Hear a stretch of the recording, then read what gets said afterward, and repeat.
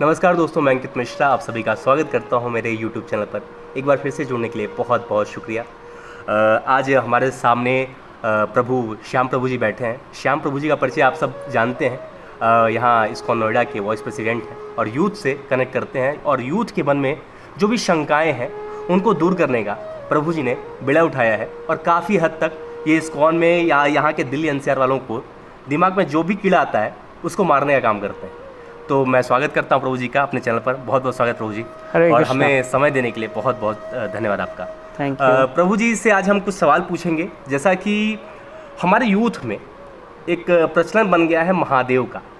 अगर आप महादेव के भक्त हैं तो आप गांजा पीते हैं, महादेव के भक्त हैं तो आप दारू पिएंगे, और ये आप अपने पीने को महादेव का नाम लगा देते हैं कि महादेव भी पीते थे तो हम भी पिएंगे। तो आज प्रभु जी से इस विषय पर जाना जाएगा कि क्या महादेव सच में दारू पीते थे, गांजा पीते थे, हीरोइन चरस खाते थे। तो इस विषय पर ये आप लोग के लिए है और आप लोग के ऊपर आघात है कि अगर आप महादेव के नाम पर ये सब कर रहे हैं तो ये करना बंद कर दीजिए। चलिए प्रभु जी से ही जानते हैं कि महादेव क्या ये सब करते थे। बहुत बहुत स्वागत प्रभु जी। प्रभु जी, जैसा कि मैंने बोला भी कि महादेव दारू पीते हैं, महादेव गांजा खाते हैं, फूकते हैं, महादेव अफीम हीरोइन सब करते हैं, क्योंकि आजकल यूथ वाले महादेव का टैटू, महादेव का यहाँ पे टैटू, महादेव का टी-शर्ट, सिर्फ महादेव महादेव चल रहा है। और इसलिए चल रहा है क्योंकि महादेव को उन्होंने इमेज बना ली है कि महादेव गांजा पीते थे और इसलिए वो महादेव उनके आराध्य हो गए हैं। क्या ये सही है या गलत है? तो मैं शेयर करना चाहता हूँ आपके साथ। जो भगवान शिव शंभू हैं, शंकर जी, उनको आशुतोष भी कहते हैं, नीलकंठ कहते हैं। तो श्रीमद् भागवतम के 8वें स्कंद में ये देवासुर, जो एक देवता और असुर मिलके उन्होंने क्षीर सागर का मंथन किया था जी प्रभु। तो उसमें बहुत ही भयंकर विष निकला था। तो ऐसा हुआ था कि वो ये विष पूरे सृष्टि को नष्ट कर सकता था।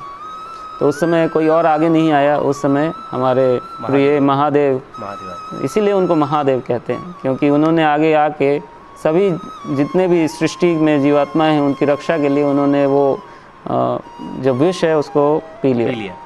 और वो विष भगवान शिव के कंठ में वो है, इससे उनका कंठ नीला भी हो गया है। अंदर भी नहीं गया वो और बाहर भी नहीं है। अच्छा। उसको धारण कर लिया।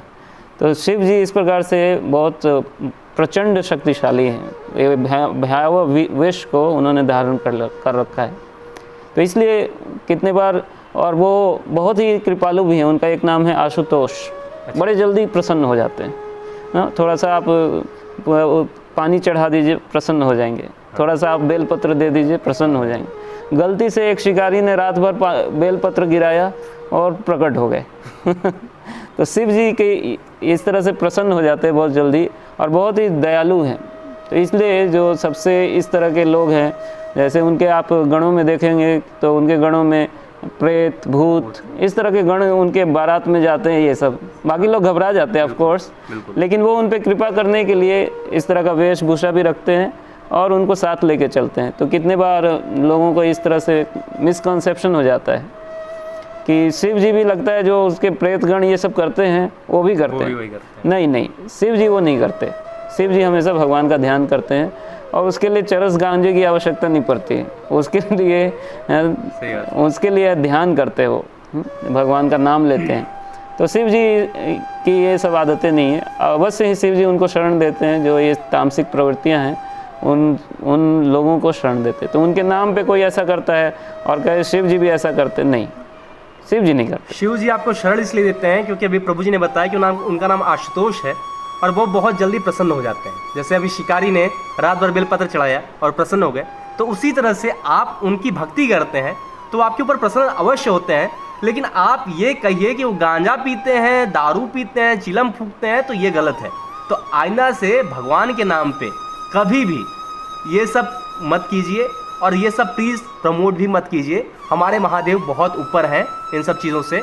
उन्होंने विष पिया था, आप थोड़ा सा तो पी के दिखाइए अगर उनके नाम पे ही पीना है तो इसलिए इसको त्यागिए और इन सब चीज़ों से थोड़ा आगे बढ़िए, भगवान की भक्ति करिए।